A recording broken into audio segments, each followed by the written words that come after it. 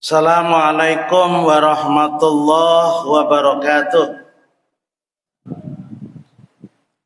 Bismillahirrahmanirrahim.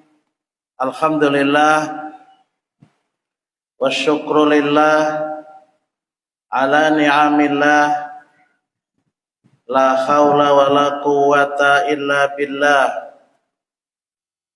Asyhadu an la ilaha illallah wahdahu la syarikalah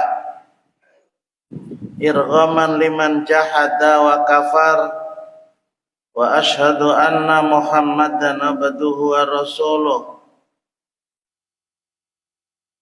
alladzi arsala rasulahu bil huda wa sallallahu ala nabiyyina Muhammad wa ala alihi wa ashabihi ajma'in. Amma ba'd, qala Allah Ta'ala a'udzu billahi minasy syaithanir rajim. Wa laqad zara'na li jahannama katsiran minal jinni wal ins lahum qulubun la yafqahuna biha wa lahum a'yunun la yubsiruna biha walahum adhanun la yasma'una biha ulaika kal an'am bal hum adall ulaika humul ghafilun.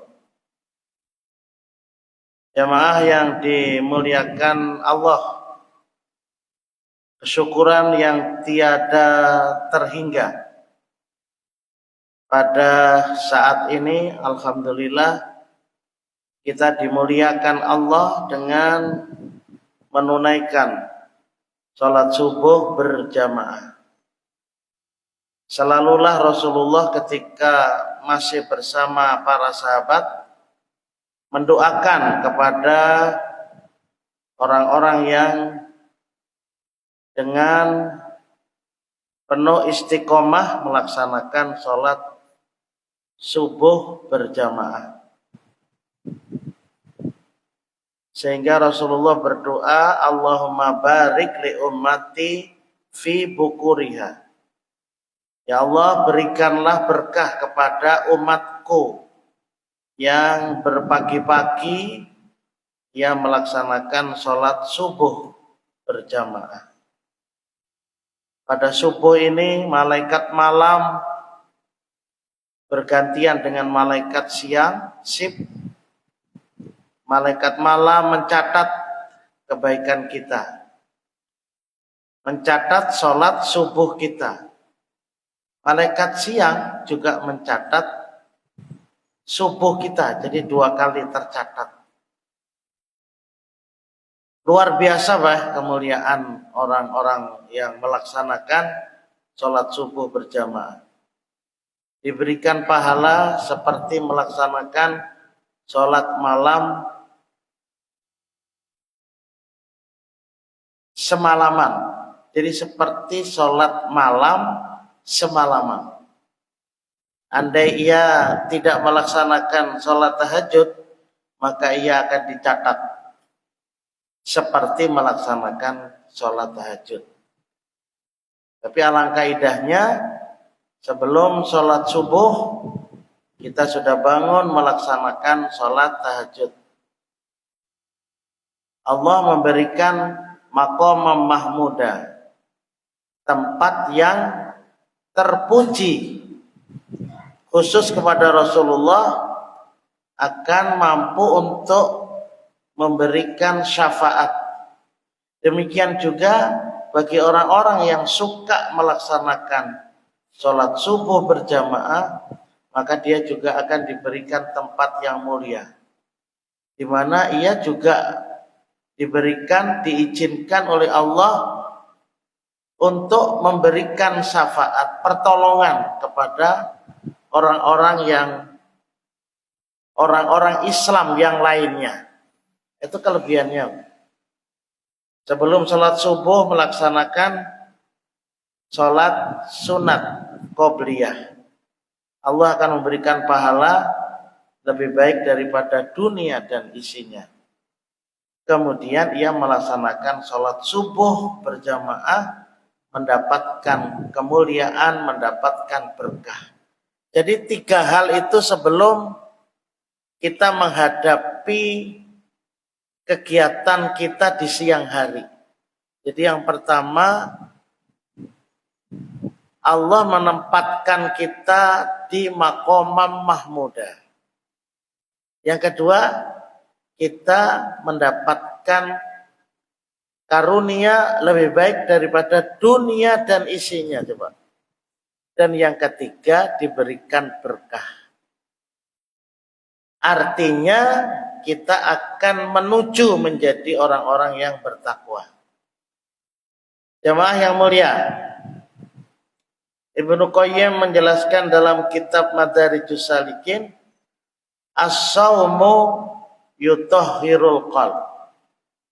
As-saumu yutahhirul qalb. Apa? Puasa adalah mampu untuk menjernihkan hati. Puasa adalah mampu untuk membersihkan hati. Artinya apa yang sudah kita lakukan memang seharusnya sampai ke situ. Seharusnya sampai mengarah kepada beningnya hati. Sampai kepada bersihnya hati. Memang kan tidak semudah yang kita gambarkan. Untuk membersihkan hati. Nanti ketika malaikat maut mencabut roh kita, bagi orang yang beriman itu akan dipanggil keluarnya roh. Ya ayyatuhan nafsul mutmainnah.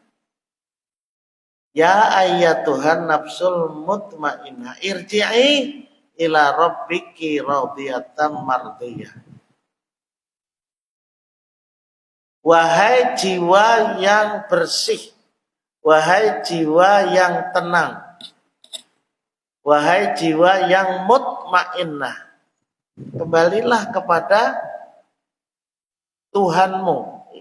Irji'i ila rabbiki. Jadi sudah disambut Pak, oleh malaikat maut dengan apa? Dengan pakaian. Karena antara roh dengan roh kan melihat. Kita bentuknya roh. Nah, sementara malaikat adalah gaib.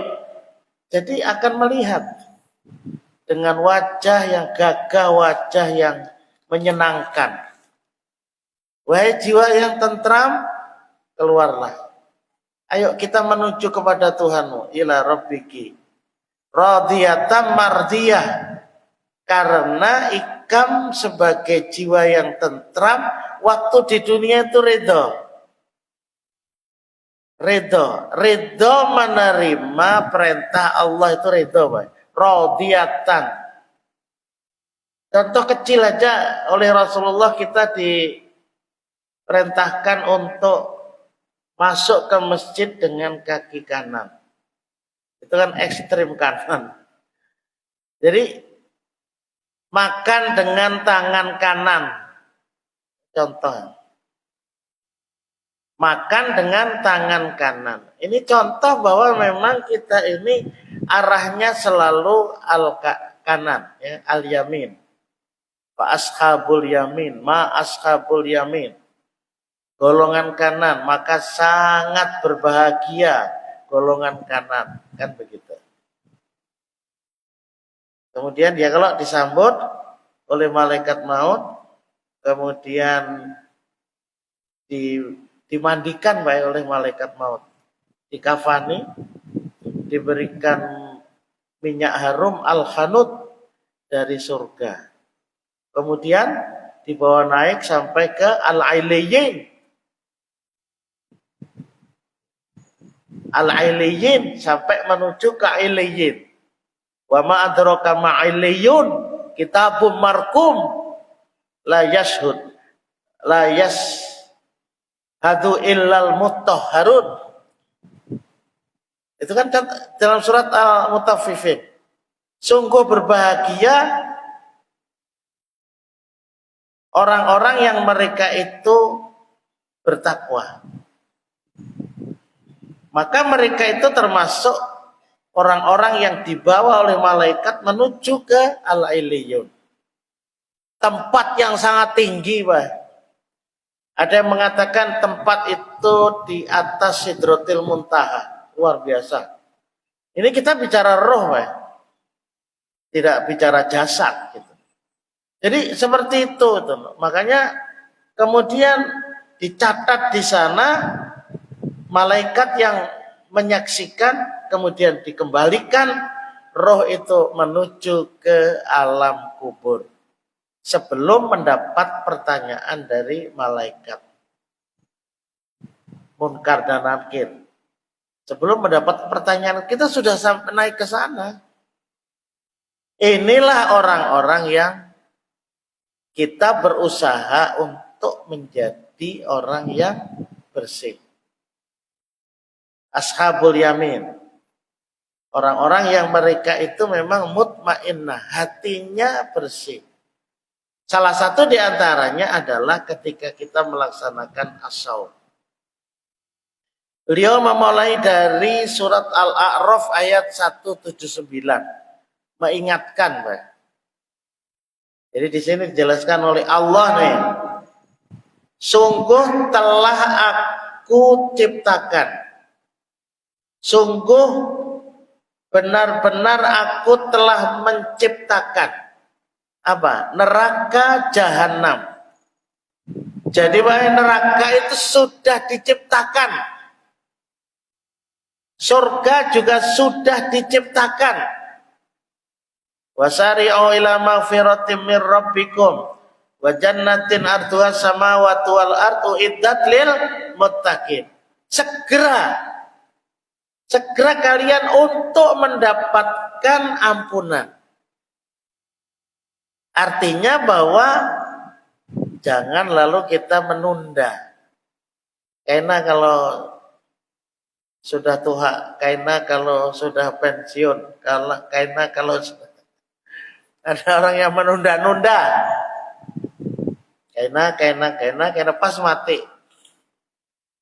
Kita tidak saat ini kita segera.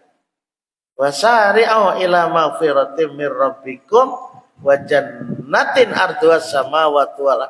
Dan bersegeralah untuk berpikir mendapatkan surga. Yang luas surga itu seluas langit dan bumi. Surga sudah diciptakan, sebagian ulama berpendapat Ibnu Taimiyah 7 petala langit ini, ya Allah. Jadi surga yang sudah luasnya seperti 7 petala langit ini, kemudian 7 langit petala ini menambahkan untuk tempat surga itu sendiri. Namanya Allah itu Al-Waris. Allah itu memiliki nama Al-Waris, yang mewarisi. Jadi alam semesta yang hancur ini ya, hancur di dunia, itu diwarisi oleh Allah, kembali kepada Allah dan diletakkan sebagai luasnya surga. Di dalam hadis riwayat Imam Muslim, setiap kita ini kamplingan surganya adalah situna mailan, 60 mil. Coba. Mungkin ada yang nggak percaya. Ya Allah. Allah yang punya alam semesta ini diberikan kepada kita nanti nih, Pak. Hampir 100 pal, coba. Kalau wilayah Batulai lu tidak tahu, kalau wilayah Hulu Sungai Utara itu kalau dijadikan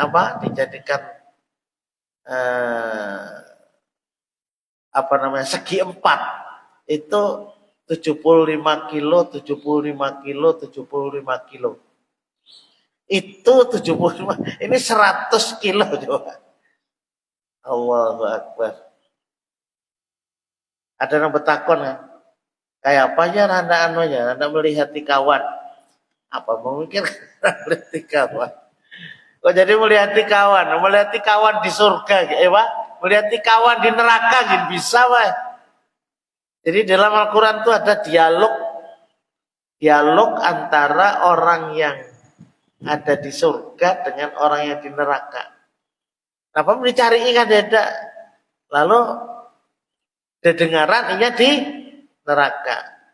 Ditanya oleh orang yang ada di pakai HP atau apa, kada tahu panggilannya lah. Oh, di dunia sekarang ini aja sudah bisa berdialog dengan jarak yang sangat jauh, coba biar bayangkan. Itu ilmu Allah diberikan oleh Allah kepada kita di dunia. Kayak apa ilmu Allah itu sendiri, kan begitu. Wah ya, ini perkembangan baru, kita bisa melihati muhanya orang nang kita hubungi, coba. Kita berbicara yang kita hubungi juga ada apa muhanya. Cuman biar kita sopan, ngetik, ngetik. Oh ya, ini orang-orang rapat itu kadang kayak Bahari harus tulak ke Jakarta, harus tulak ke Banjar, harus tulak pakai Zoom sudah jadi. Kadang-kadang dipasang HP-nya orangnya kemana kah? Yang penting mau upati ada orangnya, ngarannya ada di situ. Jadi Allahu Akbar. Itu urusan mudah. Ketika ditanya, kenapa kalian ini di dalam neraka? Apa jawabannya? Lam naku minal musallin. Oleh karena aku ini tidak melaksanakan sholat. Jawabannya begitu, Pak. Lam naku minal musallin. Jadi ketika di yaumul hisab, itu kan diteliti. Yang pertama yang diteliti kan sembahyang. Yang diteliti pertama sembahyang wajib. Nah, ini banyak yang bolong-bolong, banyak sholatnya tetapi kurang khusyuk, kurang tumak ninah. Lalu dilihat kayak apa sembahyang sunatnya. Tapi alhamdulillah kalau seperti kita, Pak, mudah-mudahan menjadi orang yang ketika hidup ini memang ingin bertemu dengan Rasul. Karena kita ini tidak ada, Pak, keyakinan bahwa Rasulullah SAW itu turun ke dunia. Rasulullah SAW bisa rohnya itu ke dunia. Kita nggak ada itu, Pak, keyakinan itu. Rasulullah di alam barzah. Cuman ada hadis mimpi. Mimpi itu kan bukan roh yang datang. Orang mimpi kok roh Rasulullah. Makanya kan heran kalau kita ada orang saben hari ketemu dengan Nabi Muhammad. Itu khurafat, Pak. Itu khurafat, kisah-kisah yang seperti itu, nah. Gak tahu dari mana asalnya. Ada yang kadang-kadang Saikong mengisahkan Saikong. Kan ada seperti Tuan Habib setiap hari bergegayaan dengan Rasulullah. Bergegayaan. Aneh-aneh aja, Pak. Dan kadang-kadang kita ini karena sudah terlanjur kultus, Pak, ya. Lalu kayak apa gak diucapkan yakin. Ada orang suami mendengar ceramah. Kami ini kalau bubuan anak cucu Rasul, bubuan habaib kayak apa, Pak, ya? Karena perlu lagi sembahyang. Karena sudah dijamin masuk surga. Kalau kami melaksanakan sembahyang ini hanya untuk meningkatkan tingkatan surga aja lagi, coba. Jadi model merasa dijamin. Mana Rasulullah pernah menjamin? Tidak pernah menjamin. Tidak ada menjamin siapa. Kalau memprediksi ada para sahabat yang masuk surga, iya. Tapi karena mereka kan luar biasa, Abu Bakar masuk surga. Abu Bakar masuk surga itu kalau malam beribadahnya luar biasa, siangnya berjuang luar biasa juga. Kalau berinfak hakon habisan coba. Nah, itu masuk surga. Dan itu selama hidupnya tidak pernah lalu merasa ketika inya diprediksi oleh Rasulullah masuk surga lalu kada beribadah, kada. Bahkan Umar bin Khattab itu lebih takut lagi, Pak. Kenapa? Kalau nanti menjadi ujub, kalau menjadi orang yang bangga, karena sudah sudah dicap Rasulullah masuk surga kayak seorang ini, nah itu kan paling berbahaya, Pak, sikap ujub. Kenapa jadi orang itu atau manusia dan jin banyak masuk neraka? Banyak apa? Kasiron minal jinni wal insi. Banyak sekali dari jin dan manusia yang mereka di dalam neraka jahanam. Lahum qulubun la yafqahuna biha. Mereka itu punya hati. Kita ini kan punya hati, Pak. Tapi alhamdulillah mudah-mudahan kita tidak termasuk ini. Mereka punya hati, tapi hatinya sama sekali tidak memahami ayat-ayat Allah. Manusia ini kadang-kadang lupa. Lupanya kepada siapa? Kepada Allah yang menciptakan kita. Jadi begitu sudah diciptakan oleh Allah kepada kita, diberi fasilitas oleh Allah SWT, lupa loh, Pak. Jadi tidak lagi memerlukan Allah kayaknya begitu. Padahal ketika ia mengucapkan begitu, Allah pun juga tetap memfasilitasi, coba. Adalah orang yang kada sembahyang itu hartanya langsung dimasukkan ke dalam tanah, kan tidak ada. Karena Allah memiliki sifat Ar-Rahman. Allah memiliki sifat kasih sayang tidak terbatas kepada orang yang beriman saja. Jadi makanya ketika ada orang yang memang ditetapkan oleh Allah berlimpah rezeki, tetapi ternyata hatinya terlupakan. Jujur, terlupakan kepada Allah yang menciptakan. Makanya dalam surat Yasin, awalam yarol insanu anna khalaqnahu min nutfatin fa idza huwa khasimun mubin. Apa manusia itu tidak memperhatikan? Sesungguhnya aku menciptakan manusia ini dari sperma, dari nutfah, dari mani. Awalam yarol insanu anna khalaqnahu min nutfatin. Coba. Tiba-tiba karena ia diberi kekuatan badan, karena dia diberikan ilmu, karena ia diberikan harta, karena ia diberikan kedudukan, itu kan semua pemberian Allah. Tiba-tiba memusuhi Allah. Fa idza huwa khasimun mubin. Maksud memusuhi itu ia tidak mensyukuri, ia tidak mengakui Allah yang telah memberikan. Ya sama seperti Korun kan begitu. Seperti Korun, ia merasa bahwasanya ini adalah hasil jerih payah. Nah itu. Makanya kalau orang kafir, orang yang tidak beriman itu tertutup, itu dasar bujur. Innalladzina kafaru sawa'un alaihim a'andartahum am lam tundirhum la yu'minun.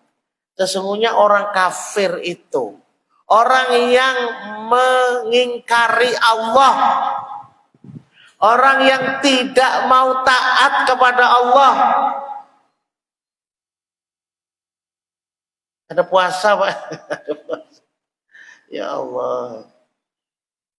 Ulun ini kadang-kadang melihat tidak semua, Pak ya. Tukang. Sering ada tukang, ada puasa, Pak. Ya mungkin merasanya lapar. Kadang-kadang sopir kan puasa. Nyamannya sopir kan puasa. Allah, banyak loh orang ada puasa itu ya. Alasannya lapar begawe aja. Tahu aja Allah Ta'ala aja, bakun nih anunya. Memakani. Mencari apa? Mencari rezeki untuk orang yang berpuasa. Di rumah bininya puasa, anak-anaknya puasa. Lakinya kada puasa. Nah ini apa ya? Jadi ada orang yang tidak berpuasa, lalu ia berusaha punya rezekinya untuk orang yang berpuasa. Ya kalau memang yang di rumah itu kada tahu, kada jadi masalah, Pak. Begitu loh, Pak. Jadi ada orang yang berusaha, kemudian ia tidak melaksanakan sholat, kemudian ia tidak melaksanakan puasa, hartanya itu nggak ada manfaat, Pak. Hartanya itu nggak ada manfaat. Tidak ada orang yang berusaha, kemudian dia mendapatkan harta, ia tidak ikuti dengan melaksanakan sholat, tidak melaksanakan puasa, maka rezekinya itu kada bermanfaat. Bahkan bagian ulama itu keras sekali. Dan ini makanya kadang-kadang ada orang nang berhati-hati. Tetapi memang kita nggak boleh bertanya juga, Pak. Orang memberi pembukaan puasa. Orang yang membukakan ini ada puasa. Nang memakan orangnya puasa. Kalau ada orang tahu, Pak, kada mau. Oh jadi begitu, Pak. Ada seorang ulama itu kalau datang ke tempat orang aruh nih, selamatan pengantenan atau apa, maka dilihat dulu, Pak, dilihat dulu, diteliti dulu, ini yang mau undang aku nih siapa. Umpamanya orang itu terkenal koruptor. Ini datang, Pak, datang, tapi kada mau makan, minum aja kada mau. Kayak apakah alasan caranya kada? Karena apa, Pak? Kalau kita ini memakan hasil dari orang yang tidak baik, itu maulah seorang ini, Pak, ketaatan kita kepada Allah itu menjadi ternoda, Pak. Menjadi kuler. Nah ini yang takutannya. Walaupun kita juga hati-hati di dalam jelek sangka. Jangan sampai kita juga nanti kalau jelek sangka juga tersalah juga, Pak. Tersalah juga, orang kada ada korupsi, katakan korupsi, luput juga. Jadi harus hati-hati juga. Tapi ada orang yang seperti itu. Datang ya, tapi nya kada mau makan. Nah, kenapa? Karena takut kalau sesuatu yang kita makan dari sesuatu yang tidak halal itu maolah kulir, Pak. Timbul pertanyaan kepada kita, kenapa jadi aku ini pinakuler? Jangan apa yang kita makan ini ada dari sesuatu yang tidak halal, Pak. Anaknya itu, Pak, susah sekali dididik. Anaknya itu susah dididik. Istrinya juga susah dididik. Nah, ternyata apa? Ternyata apa yang dimakan, walaupun tidak tahu, Pak, anak kita tidak tahu, istri kita tidak tahu bahwa usaha kita ini apa dari yang halal atau tidak. Atau umpamanya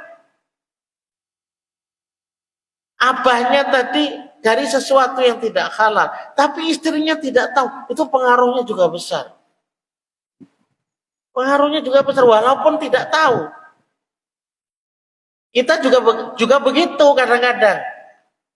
Tapi kalau kita tahu bahwa orangnya itu taat, Imam Syafi'i ketika datang ke rumahnya Imam Ahmad, itu kencang makannya. Sehingga anaknya Imam Ahmad itu mengatakan, Sidin kenapa jadi kencang orang makan? Lalu ditanya Imam Syafi'i, ada yang mengatakan, kenapa jadi piano makan kencang aja? Kenapa? Aku makan di tempat orang yang aku duga ia adalah mendapatkan sesuatu yang halal. Sesuatu yang halal itu akan menjadikan kita itu mudah untuk dekat dengan Allah. Mudah untuk dekat dengan Allah, nyaman gitu. Nah. Kalau sudah jam 12 coba pikir ke masjid, itu nyaman. Tapi kalau apa yang kita minum, apa yang kita makan dari hal-hal yang dapat mengotori terhadap jam 12 itu ngantuk tak goreng. Aku timbul kulir. Padahal andaikan loh, kulir di waktu jam 12 tadi, dikerasi kadang ngantuk. Cuman karena, ya itu loh Pak. Makanya di sini Allah menjelaskan, karena dia punya hati, hatinya tidak mampu untuk memahami ayat-ayat Allah. Gak ada baik keinginan untuk duduk sebentar memahami apa yang disampaikan oleh ustadz-ustadz kita. Ada. Malah justru kadang-kadang suudon. Amun ya juga. Bisa ustadznya lebih jahat pada seorang. Nah, luput sama sekali. Makanya Ali bin Abi Thalib mengatakan, kita ini sifat kita. Undur makola wala tandur mankola. Ujar Ali bin Abi Thalib, lihatlah apa yang orang itu sampaikan. Orang yang mengucapkan, jangan engkau melihat siapanya. Kita ini kadang-kadang melihat siapanya. Siapanya? Orang kampung. Orang kampung. Gimana rata-rata begitu? Siapa yang ceramah? Oh, muridku itu. Muridku. Apa lalu? Ini apa? Padahal murid kita itu belajarnya tambah rajin. Gurunya bisa kada rajin, Pak. Karena sibuk ke hulu ke hilir, karena baca lagi. Muridnya banyak baca. Enggak. Ulun berisi murid itu nah. Walaupun masih baru S2, MAG, tapi luar biasa bacaannya. Bacaannya luar biasa. Kita mengkitab. Kenapa? Jadi luar biasanya seperti itu. Murid. Kadang-kadang kita sebagai guru merendahkan, enggak. Malah kita kadang-kadang minta carikan. Tolong carikan penghadis yang menyatakan ini. Carikan ya, ketemu. Nah, kenapa? Karena bacaannya banyak begitu. Jadi kita kadang-kadang seperti demikian itu. Nah, oleh sebab itu bahaya orang yang hatinya tidak memahami ayat Allah. Bahaya bagi orang yang punya penglihatan. Kan kita ini Pak, ada penglihatan melihat terhadap ayat-ayat Qur'aniyah dan ayat-ayat kauniyah. Jadi ada ayat-ayat yang memang di dalam Al-Quran kita baca, kita pahami. Makanya malam tadi ulun mengatakan orang yang masuk surga itu adalah dirindukan oleh Allah itu apa? Talil Quran. Orang yang membaca Al-Quran. Pertanyaannya ini Pak, apakah hanya sekedar membaca saja? Iya, mungkin iya. Karena Rasulullah mengatakan satu huruf sama dengan 10 kebaikan. Apakah kemudian tidak perlu kita memahami? Loh, itu kan ayat Al-Quran itu petunjuk. Pak. Ayat Al-Quran itu hudan. Al-huda. Petunjuk. Jadi kalau hendak ke Amuntai, itu petunjuknya harus belok kiri. Pak. Kalau kita belok ke kanan, itu ke Banjar. Bisa aja Bang ke Amuntai, tapi jauh. Belok sampai ke Banjarbaru situlah.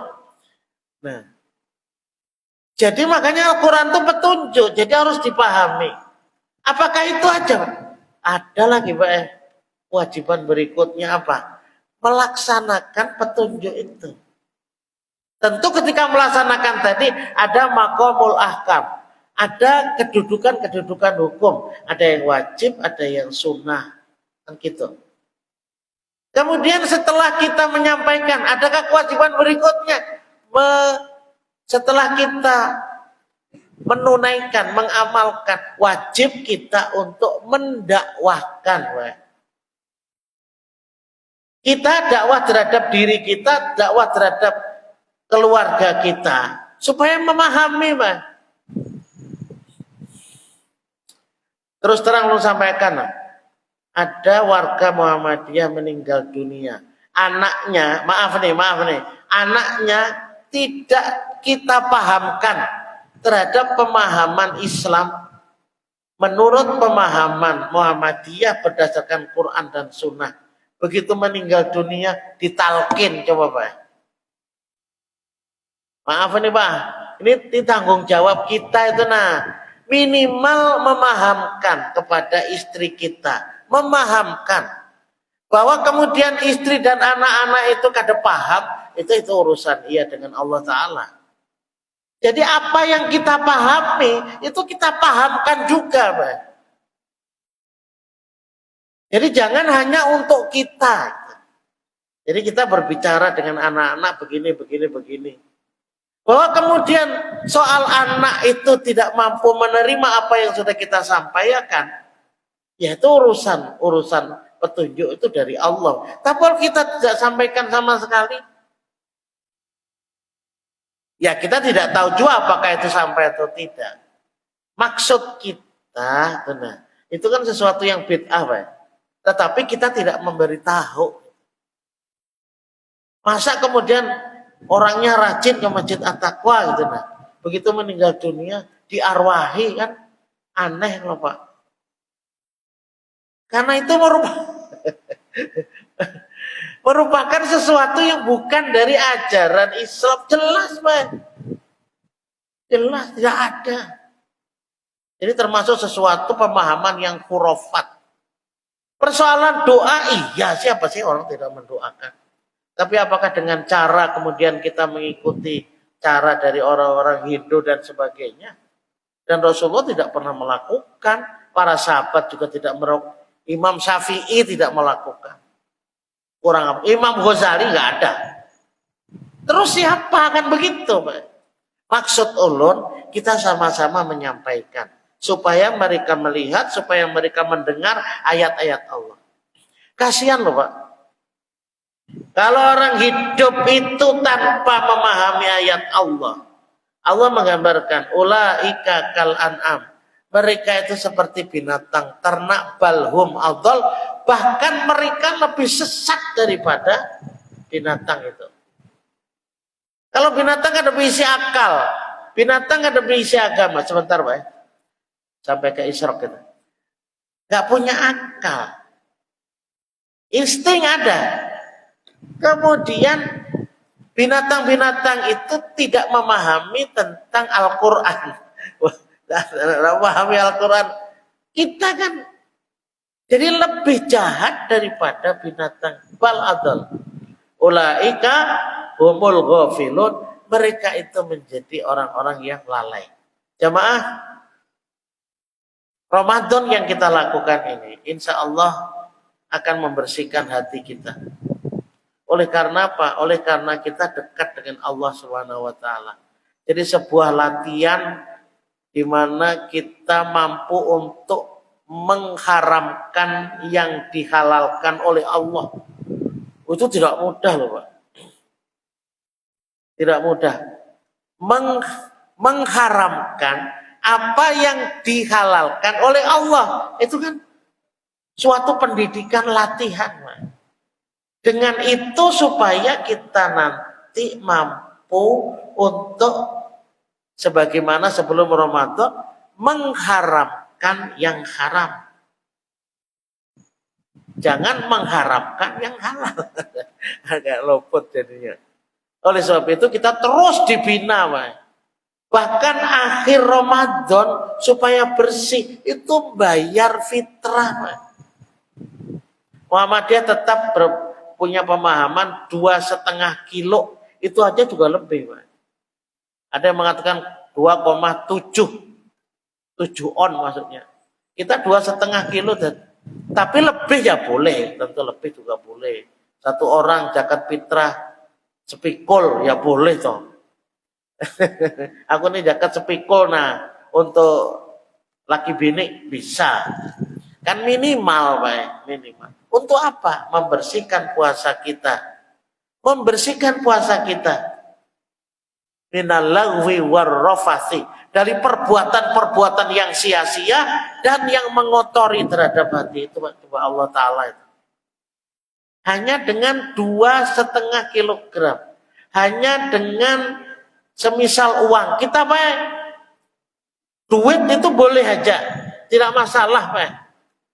Walaupun ada orang mengatakan kalau zakat fitrah dengan duit karena kawan dimakan, nyata.